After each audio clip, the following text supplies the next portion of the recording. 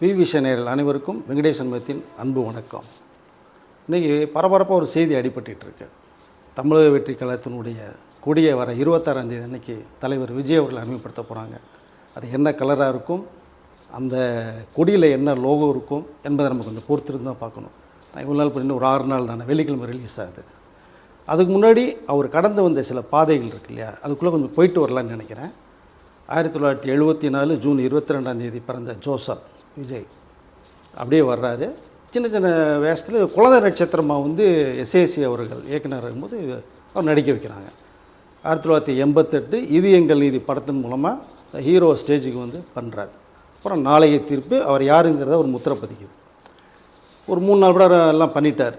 ஆனால் இந்த தமிழ் திரையுலகத்தில் வந்து அவர் விமர்சிக்கப்பட்ட ஒரு பொருளாக மாறுறார். என்னையா இது, இவரெல்லாம் ஒரு நடிகரா, ஹீரோவா அப்படிங்கிற அளவுக்கு பேசப்படுறாங்க. இதை கேள்விப்பட்ட விஜய் வந்து ரொம்ப அப்செட் ஆகிறார்.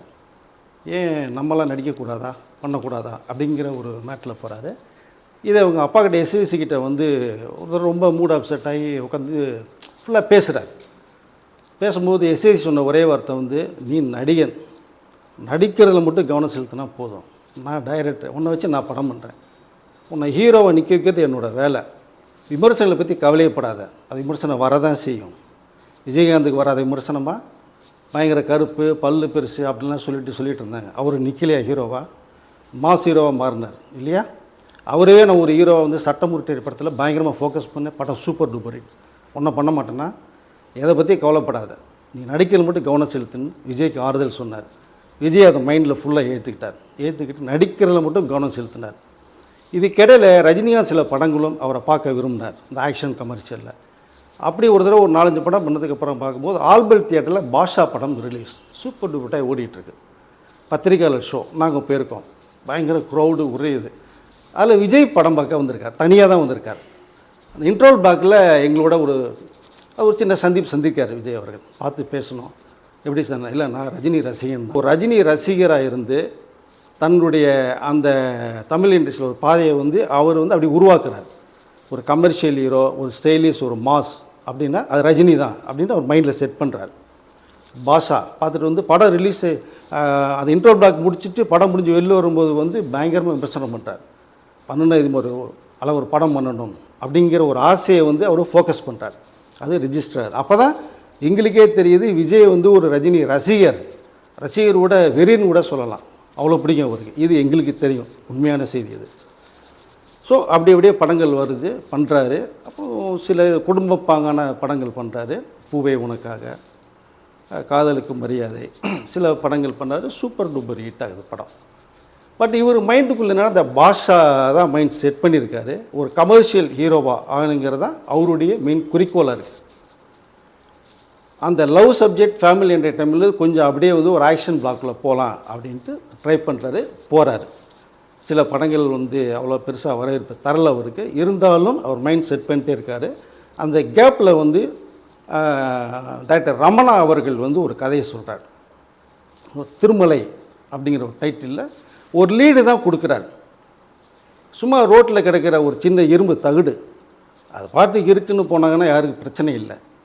அது என்ன அப்படி கிடைக்குன்னு காலில் தட்டி விட்டு போனால் அந்த தகுடு வந்து காலை கிழிக்கும், அது செப்டிக்காய் புறையோடி உயிருக்கு ஆபத்தாகும். இது லைன் சொல்கிறார். இந்த இரும்பு தகுடு மாதிரி தான் நீங்கள் அப்படின்னு சொன்னால் ரொம்ப பிடிச்சி போகுது. ஒன்லைன் படம் பண்ணுன்றாங்க. So Thirumalai super duper hit. அது படம் ஒரு கமர்ஷியல் ஹீரோவாக மாசாக மாறுறாரு. அடுத்தடுத்து ஹிட்டு. மிகப்பெரிய ஒரு பிரேக் எடுத்திங்கன்னா கில்லி, தெலுங்கில் மகேஷ் பாபு பண்ண ஒக்கடு படத்தை தமிழில் ரீமேக் பண்ணாங்க, தரணி டைரக்ட் பண்ணுறாரு. படம் பெரிய பிரேக். அவருடைய ஹிஸ்ட்ரியில் கில்லி இன்ன வரைக்கும் பேசப்படுறதுக்கு. சமீபத்தில் கூட அந்த படம் ரிலீஸ் ஆகி கிட்ட பல கோடியை வந்து கலெக்ஷன் பண்ணிச்சு அந்த படம். அவருடைய ஹிஸ்ட்ரி அப்படியே மாறுது. எஸ்ஏசி அவர்கள் அவங்க அப்பா சொன்னது மாதிரி இந்த பேசப்பட்டவர்கள் மத்தியில் நான் ஒரு மாஸ் ஹீரோடா அப்படிங்கிறத அடித்து சொல்கிறாரு விஜய். விஜய் பக்கம் ப்ரொடியூசர் திரும்புகிறாங்க.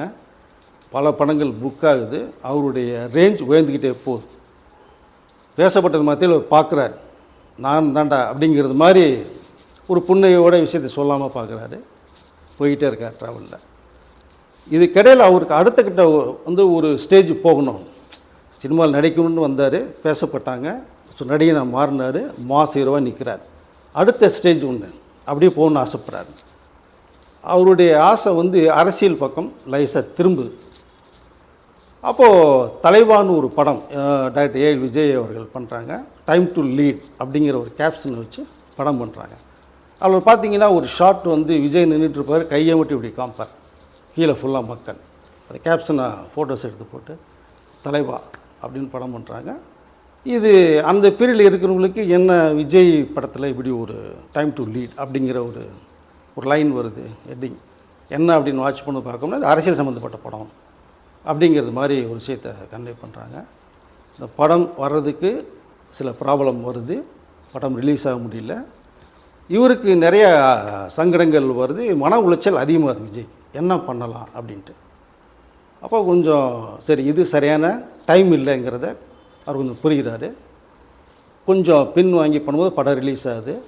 படம் வந்து மிக ஒரு இக்கட்டான சூழல் தான் ரிலீஸ் ஆச்சு. பட் படம் வந்து சரியாக போகலை. அது போகாத காரணம் வந்து வேறு விஷயங்கள் நிறையா இருக்குது, அது எல்லாம் தெரிஞ்ச விஷயந்தான். ஸோ பொறுத்திருக்கார். ஸோ படத்தில் கவனம் செலுத்துகிறார். வரிசையாக படம் வருது. ஒரு ஒரு ஒரு மாஸ் அவர் வந்து எதிர்பார்த்ததை விட ஒரு ரேஞ்சு போகிறார். டிஸ்ட்ரிபியூட்டர்ஸு அது என்ன படங்களோட மார்க்கெட் இது ரெமுனரேஷன் ஹெவியாக போகுது, படங்கள் ஹிட் லிஸ்ட்டில் போகுது. ஆனாலும் அந்த கனவு இருக்குது பார்த்தீங்க இல்லையா, அந்த கனவு மட்டும் மைண்டில் வச்சுட்டே இருக்கார்.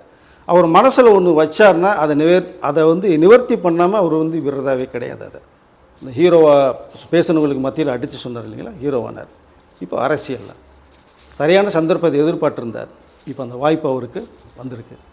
ஸோ தமிழக வெற்றி கழகம் அப்படிங்கிற தனது கட்சியின் பெயரை அறிவித்து போயிட்டுருக்காரு. கிட்டத்தட்ட கோடிக்கணக்கில் வந்து மெம்பர்ஷிப் அந்த ஒரு தகவல் வந்துச்சு. அவருடைய எய்ம் வந்து ஃபுல்லாக இளைஞர்கள், படித்தவர்கள் இளைஞர்கிட்ட தான் வந்து இந்த நாடு இருக்கணும் அப்படிங்கிறது அவருடைய ஒரு ரொம்ப அடிச்ச சொல்கிற ஒரு கணிப்பாக இருக்காது. ஏன்னா அடுத்த ஸ்டேஜ் என்ன நம்ம கொண்டு போகலாம் அப்படிங்கிறதுல வந்து ஸோ இந்த இளைஞர்களுடைய பங்கு நிறையாவே இருக்கும்.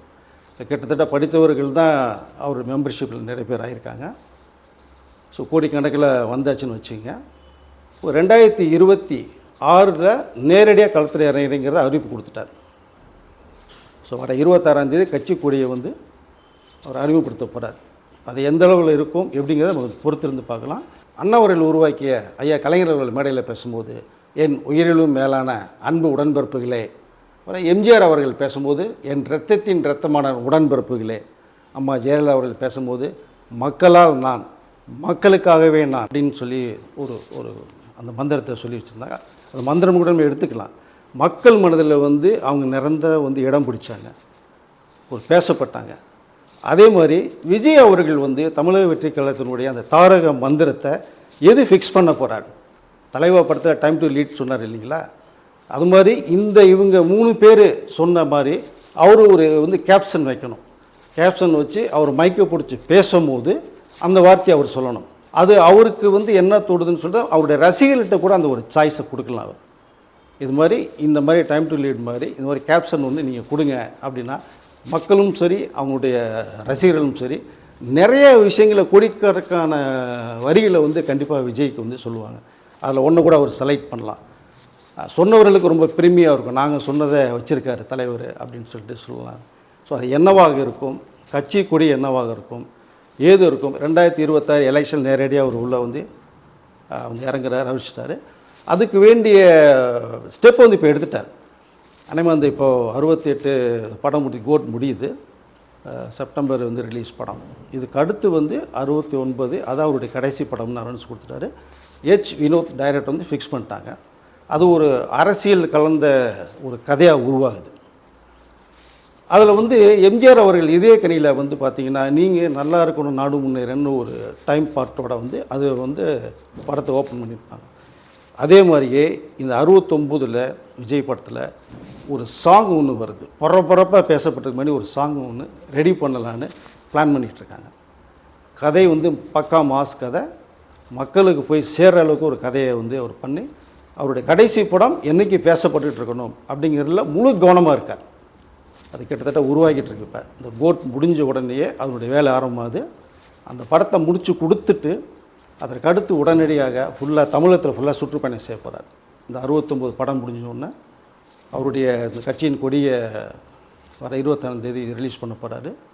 எப்படி இருக்கும், ஏது இருக்கும், ஒரு புதிய வரவை மக்கள் எதிர்பார்த்துட்டு இருக்காங்களா, இவர் அதை நிவர்த்தி பண்ணுவாரா என்னங்கிறத நம்ம பொறுத்திருந்து பார்ப்போம்.